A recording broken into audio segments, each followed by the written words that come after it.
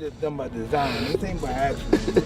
And I can't believe you guys would think that I want to train in this place. We were just talking about heaters. I told him earlier. I said we gotta get some heat in. I know we're gonna have to get some heat in. Phoenix and Las Vegas, I seen the heat.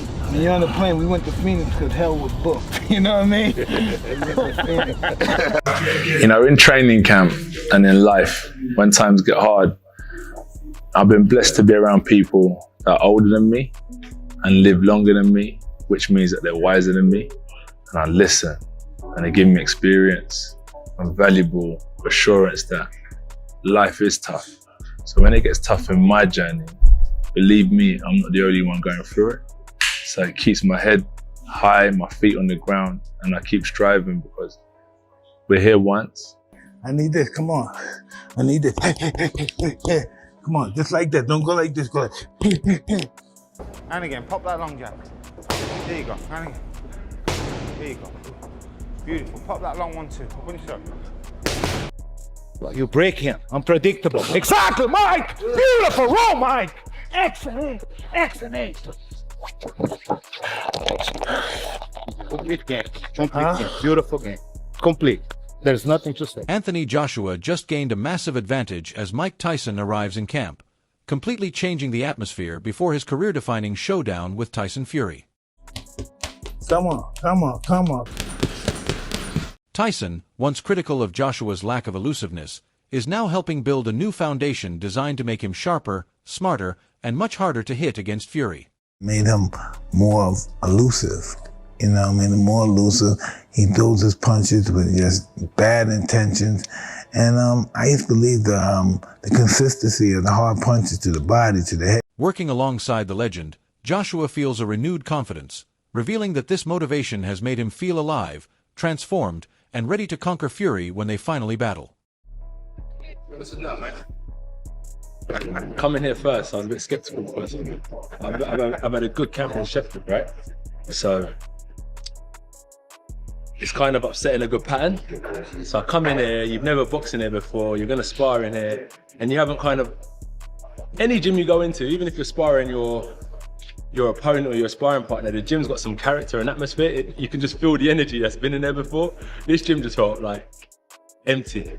It didn't have the life in it, but now I feel like having the first session in here, it's good because like you kind of take the cobwebs away, you bring some life to the gym, you get familiar with the canvas and all that. It's important. Much more is expected from this powerful collaboration, but the latest developments surrounding Joshua's showdown with Fury are already generating massive excitement among boxing fans worldwide. Interesting fight. We're all going to have an opinion on who wins, who loses, and we're not going to find that out until November, hopefully, when we get this fight over the line. It's a very good segue into when we believe this fight is going to be. Now, the direction of travel that they're talking about next week, when Turki Al-Sheikh, Spencer Brown, Frank and George Warren, Eddie Hearn, Frank Smith, they all sit around the table, Netflix, Seller, maybe Dana White, who's going to have some involvement. He's still saying that Zuffa Boxing are going to have some involvement of it. All arrows are pointing across the pond at the moment, and we're going to say the venue for this massive fight is already creating heated debates, with Gareth A. Davies revealing the possibility of a November date for the showdown. Joining the discussion is Spencer Oliver, who believes staging this historic battle in America would be a major disappointment for British fans. According to him, the fight carries deep British significance and deserves a home stage where supporters can witness this unforgettable moment live. Arrows pointing across the pond. Is it right that it takes place indoors at Madison Square Garden on November the 14th, which is what people are talking about at the moment as the potential date, rather than indoors at the O2 Arena in London, which is just as iconic for these two fighters, and it's the same number of seats? That's exactly right. I was going to say that there's the same number of seats, and yeah, it's, you know, iconic, and the history of it, well, Muhammad Ali and all the other great heavyweights that have boxed at Madison Square Garden. I understand that, but this is a fight for the British fight fans who have supported these guys over the last decade, have been there, travelled abroad for both of these guys as well. The fight fans. First training with Usyk and now bringing Mike Tyson into his camp, Joshua is using every possible tactic to reach his best form. But Frank Warren has criticized the approach. After watching his performance against Du Bois, Warren questioned why training with Usyk failed to make a difference. Instead of revealing a new version, Joshua delivered a performance many fans found disappointing. Warren predicts Fury will stop him and mocks the routine, saying Joshua can build muscle but cannot strengthen his chin. Look, I think Tyson's a big favourite. I've said that all along. You know, styles make fights, and I think Tyson will stop AJ. He will do what Daniel Dubois did. Did you think so on AJ's performance? Did you think he looked, you know, a little bit past his best? Well, he's not the same guy he is he? I mean, you know, how old is he now? It's like 36. I'm an old geezer. We're not the, you know, he's been working out with Usyk and doing what he's got to do. But look, you can, and he looks. They've got him doing a new, different physical regime. But what you can't do in boxing, you can't put muscles on your chin. Similarly, Teddy Atlas believes Fury enters the fight with a major advantage after analyzing Joshua's performance against Dubois. The experienced trainer feels the bout could expose weaknesses in Joshua's game, especially against Fury's unusual movement, size, and unpredictable style. Atlas questions whether Joshua can make the necessary adjustments when facing a fighter who creates problems from different angles. His comments have added even more pressure on Joshua to prove he can overcome Fury's unique challenge. The way I saw Joshua early in the fight, how available he was, if that's fair. And again, he'll be better too. You know, he'll be more alert. He'll know that he has more of a danger in front of him. But I just think that the hand speed, the length, the ability of Fury, the legs, to be on the outside, that maybe he could get to Joshua before Joshua could get to him. Does that make sense? Because Joshua's going to probably have to be, for me, the fight plan would be always with Joshua. You want to back the guy up with that stiff jab you got. You got a good stiff heart. Breaking down the potential outcome, Atlas explains how the battle between Joshua and Fury could unfold inside the ring. He highlights the key moments where both heavyweights could use their physical advantages, technical abilities, and experience to gain control. According to him, the fight could ultimately come down to strategy, timing, and how effectively each man handles pressure. His analysis reveals the tactical areas where Joshua and Fury could impose their strengths and potentially change the direction of the contest. Come up and set the table. You know, you want to set the table, go to the body, but you want to set the table for the right hand for the most part. And you want to control that distance with that jab, where you clear the way, you back him up, you keep him, you know, defensive. And I think that Fury, his ability to use his legs, to counter punch, to put punches together, to run punches, that he'll have a chance where Joshua stands up a little bit in front of you. He's not the quickest feet to close. He'll have a chance to run some punches before. Then comes the opinion of the man Joshua worked with before joining UNCUT, Ben Davison, who shares his thoughts on the heavyweight's journey, recent changes, and the decisions shaping his preparation. Davison reflects on Joshua's performance against Dubois and analyzes how the fight unfolded. He also discusses how Dubois managed to surprise many observers with his approach, creating unexpected moments that caught fans and experts off guard throughout the contest. Who gets it right on the night? Who gets the tactics right? And, you know, sometimes small little things fight week, and, you know, these little bits can have a huge impact. So obviously they're two top operators, and that's what everybody's tuning in for, to find out who's going to come out on top. A lot of people obviously tuned in after everything that had happened with Anthony Joshua, and they were saying it's going to be an easy job with Perenga. I think Perenga shocked everybody that night. What did you make of AJ's performance overall?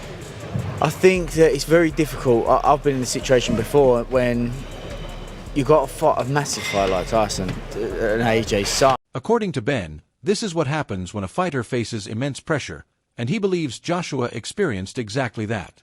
In his view, the pressure of securing the Fury mega fight affected him mentally. However, he reminded everyone that Joshua responded strongly in the second half, showing resilience and determination. His ability to recover surprised many and left fans impressed by how he responded when the situation appeared to be turning against him.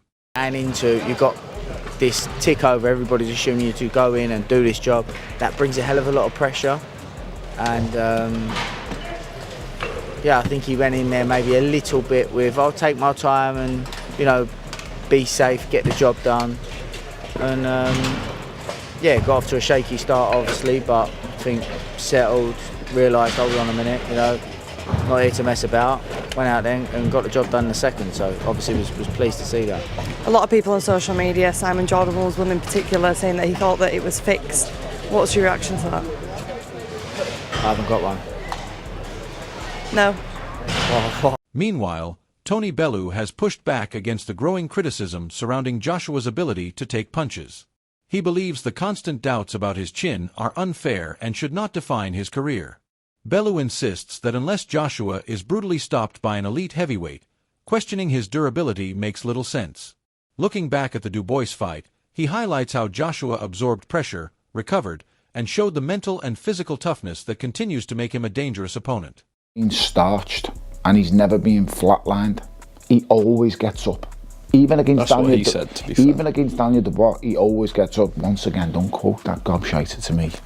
He's an arsehole of the highest order. Anyone who works for that rag, I'd never speak about him. So we're going to have to change the quote about you. You're going to have to ask me that question.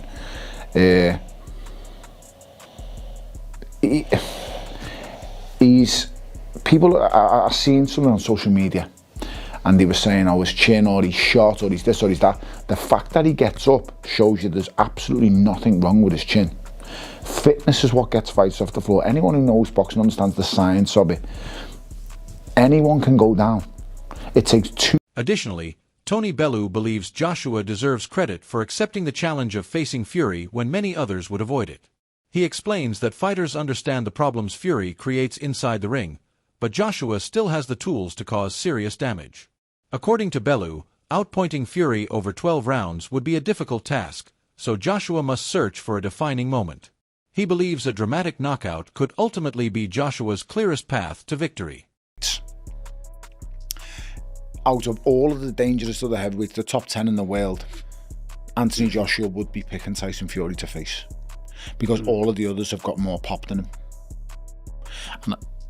And with just that alone, you would be picking Tyson Fury. He's the boxer. He's the one who doesn't want to have a straight up fight with you. He's the one who wants to box you. And the best usually way to beat a boxer is, well, it is to just get rid of them. And I think that's Anthony Joshua's best chance. If this fight goes to point Anthony Joshua loses, Anthony Joshua has to win by knockout to win this fight, in my opinion. Yeah. He's not going to outbox. Let's be brutally honest. He's not going to outbox Tyson Fury. No, I don't think so. I think that's right. Yeah, definitely. We know what Tyson Fury's like. He did say in the... Speaking about the potential clash, Andre Dirrell feels both heavyweights could benefit from another fight before facing each other. He believes their recent performances have raised questions about whether they are truly ready for such a high-pressure event.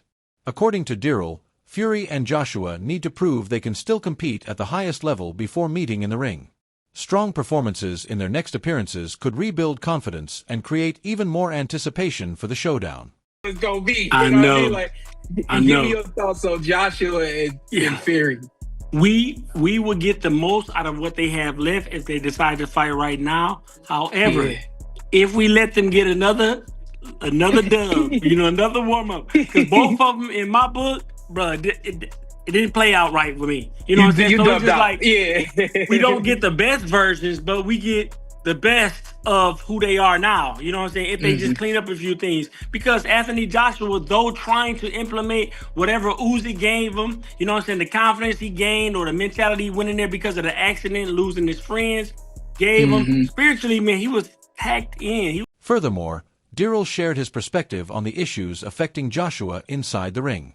He believes Joshua has rebuilt his mentality and remained focused following the Usyk defeats, but the improvements made during training have not fully translated into his performances. Dirrell feels the execution is still missing when the pressure rises. He also suggests Fury should take another bout, refine his approach, and improve his overall sharpness before stepping into a major showdown with Joshua. Find a way, it has to respond to certain situations, man. And that's just due to, whatever trauma you have to deal with, right? Or the normalcy of just living long enough if you didn't get into an accident. That was AJ's case, man. He was too flat-footed. He was trying to implement, I guarantee you, what Usyk gave him in camp, but you can't be Usyk. Because I know Usyk giving him the ins and the outs. He built for power. He's structured for strength.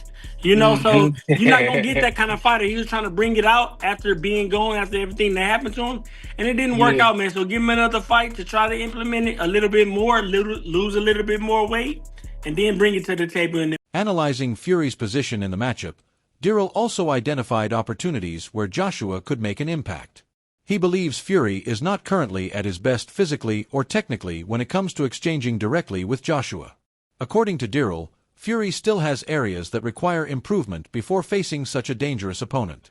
At the same time, he emphasized that Joshua's ability to absorb punishment and handle heavy shots will remain one of the biggest factors that could influence the final result.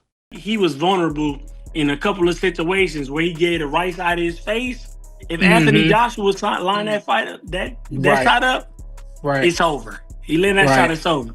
So he needs to get back in the lab and just work on some things too. But if they fight now, I would expect to see the best of what they got left, and I'll be satisfied with that. I compared Anthony Joshua and Edgar Berlanga. Two guys that they're getting touched with the same punches and they're going down. What do you think that is? Like, what's causing them to hit the canvas as much as they've been hitting the canvas? Right. Not wanting to. If that's on. A surprising revelation has emerged from Dubois' camp after his dramatic night against Joshua.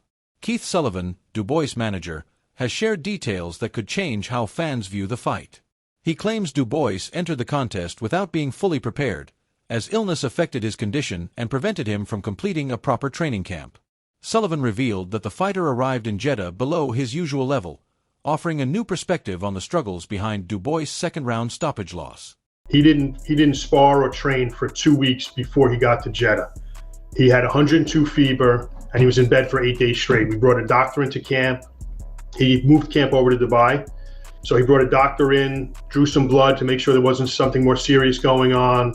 And they said he was just run down, and they thought it was a flu or a cold or something, and he would get over it. And it took 14 days. So we had the last 7 days before we went to Jeddah for training.